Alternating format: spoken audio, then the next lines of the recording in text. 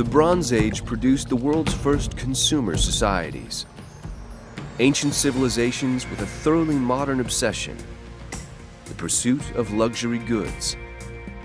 We have gold, we have ebony, we have ostrich eggs that are moving between the elite of the different societies of this period throughout the Eastern Mediterranean, between the palaces, between the kings. To meet the demand, merchants and middlemen traveled by land and sea, creating a highly connected ancient world. One where distant cultures made contact and international trade first began, generating extraordinary wealth at a whole new level.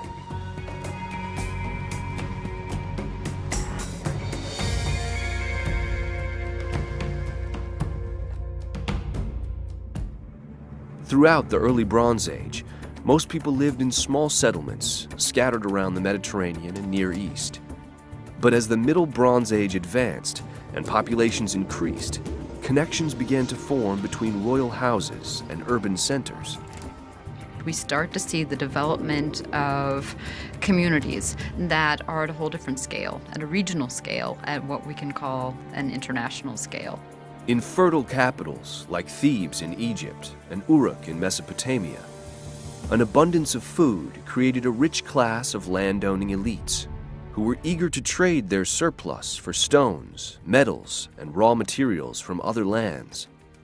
With the growth of cities and the growth of a hierarchical society, there came to be an elite that wanted to advertise its status and also wanted to decorate the palaces and the temples. And to do that, you needed things like copper and precious stones and precious woods and things like that.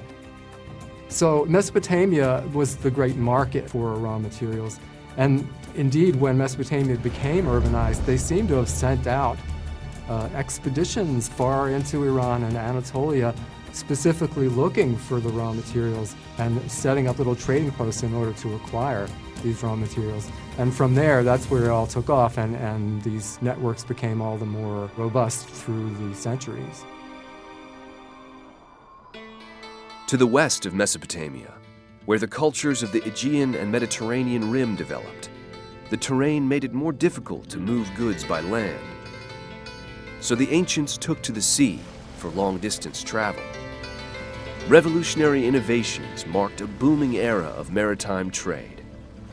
One of the most important was the sail. The sail was probably first used in the 4th millennium, perhaps in southern Mesopotamia. By about 2000 BC, it's found its way to Crete, probably via Egypt, where we know that there were sailing ships by about 3200 BC because we have representations of them in Egypt.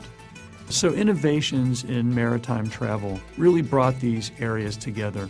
And this is also the time when we see the emergence of the first superpowers in the world, Egypt and Mesopotamia. So they are traveling on the seas and they are engaged in trade. The people in the Aegean, the Minoans, the Mycenaeans, are plugging into these networks. And that's facilitated by the sail. Now they can actually travel to these places and they get plugged in. As civilizations became increasingly sophisticated during the Middle to Late Bronze Age, their need for raw materials drove a thriving trade in metals and developed interconnected relationships never seen before in the ancient world. We know that during the Bronze Age, Cyprus, the name itself actually comes from the word for copper. We know that Cyprus was one of the largest sources of copper in the Eastern Mediterranean. So in the mountain ranges, in the foothills of the mountain ranges, that's where we find copper sources. In other places in the Aegean, there's some copper. Farther to the east in Mesopotamia, also in Anatolia, so copper could be found. The real problem was tin. Tin is very rare, and the sources of tin are nowhere near the Mediterranean. There are a few disputed sources in Anatolia, but it seems that the tin was coming mainly from well to the east, near Afghanistan, Central Asia. In the west, it could come from Spain, and even farther from Britain, and whether they were exploiting those sources in the Bronze Age, we're not sure. As these regional trade networks flourished, They fueled an even wider exchange of goods from foreign lands. Everything from women and wine to ivory, precious gems, and artwork. Copper and tin were traded as pillow-shaped ingots and may have been used as a form of currency.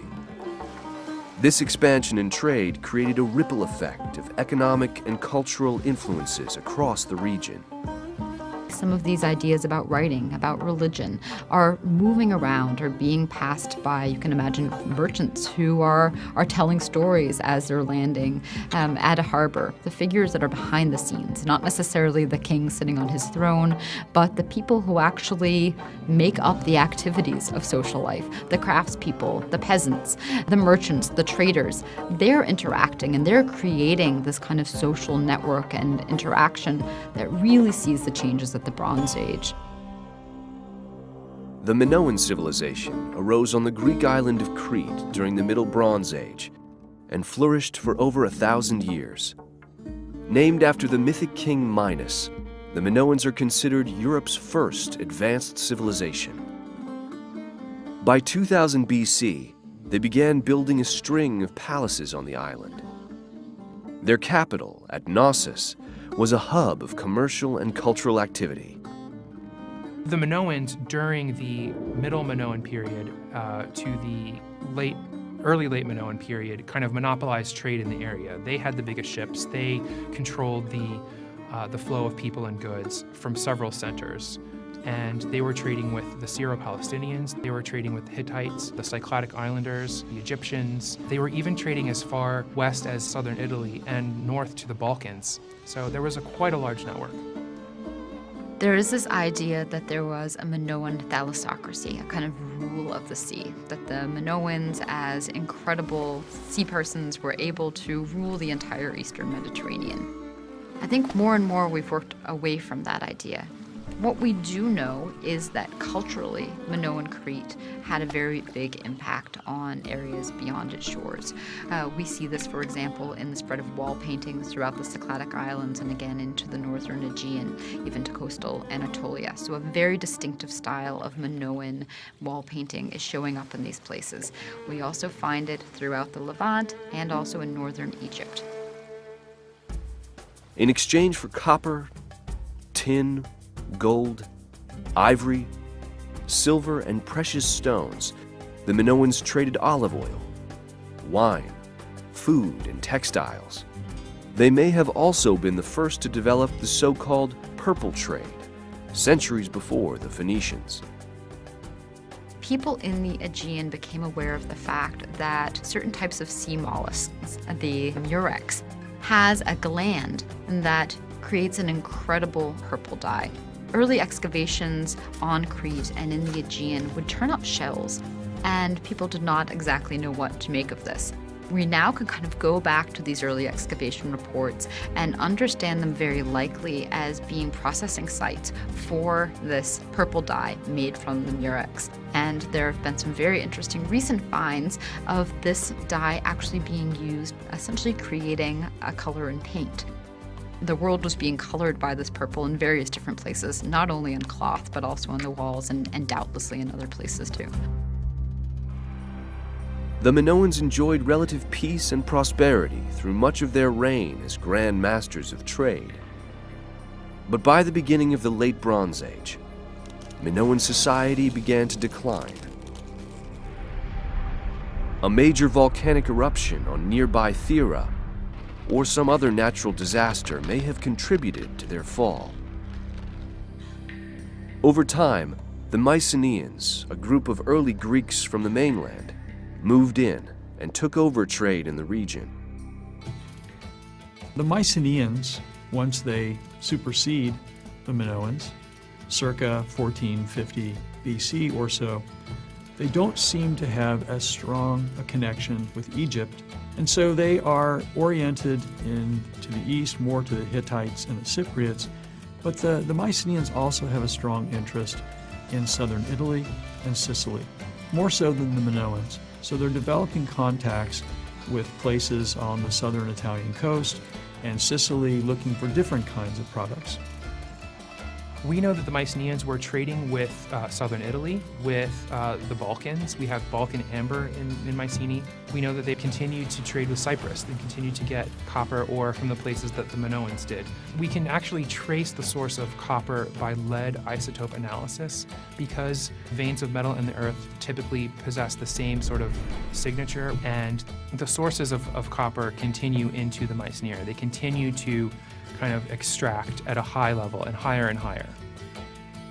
As the demand for copper grew, so too did the quest for more luxury goods. This, in turn, fueled the demand for stronger ships capable of carrying heavier cargo. Initially, most shipbuilders used twine to join the planks of wood together, but these craft were too fragile for the open sea. Eventually, a new technique was developed in the Late Bronze Age, using mortise and tenon joints to connect planks, creating stronger boats that helped expand trade beyond rivers into the open sea. The earliest evidence of this major advance in ship construction was discovered off the southwest coast of Turkey in 1982, in an area called Uluburun. The ship was nearly 50 feet long and carried more than 20 tons of cargo from at least 7 different cultures. The Uluburun shipwreck is unique in so many ways. We have only a few actual wrecks from the Bronze Age. And this is so unique because, first of all, the preservation. We have a kind of moment frozen in time. Everything went down with the ship was meant to be with the ship. And so we can study that particular moment, and we can study the range of objects, the range of products that are being shipped around the Mediterranean at about 1300 BC. And this is really extraordinary. We have these large ingots of copper, for example. We have beautiful ingots of glass that would have been used and then would have been sent throughout the Eastern Mediterranean and then turned into different types of objects by craftspeople in the different societies. Among the more than 18,000 artifacts was a cache of exotic objects. Ebony from Egypt, elephant tusks and hippopotamus teeth, ostrich eggshells, and Baltic amber beads from Northern Europe. The ship was likely a mixed enterprise, a trade ship that sold raw material and goods from port to port while transporting a special cargo of elite goods. During the Late Bronze Age, royal gift-giving was a vital part of international trade and critical to ancient diplomacy. To maintain good relations, the ruling elite of the day traded what they had for what they coveted most. They really treasured gold just like we do. And indeed, there are texts from the Late Bronze Age where the kings are writing to each other and saying, the king of Babylonia writes to the king of Egypt, "I know that gold is like dust in your country. Why aren't you sending me more gold?" The inherent shiny beauty, sun-like beauty of gold was just as impressive to them as it is to us. By the Late Bronze Age, the trade networks that brought great wealth to the ruling elites were being disrupted. Scholars believe that climate change in the Aegean may have been a factor. A series of intense droughts could have dramatically affected agriculture and led to great social unrest and upheaval. Ultimately, what we end up seeing is the destruction of palace after palace, very widely throughout the Eastern Mediterranean.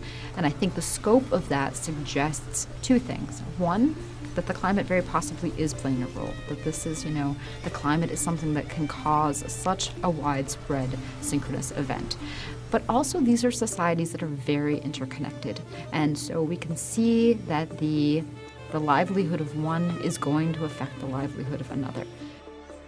Much like the global financial meltdown in 2008, the disruption caused a ripple effect across the region.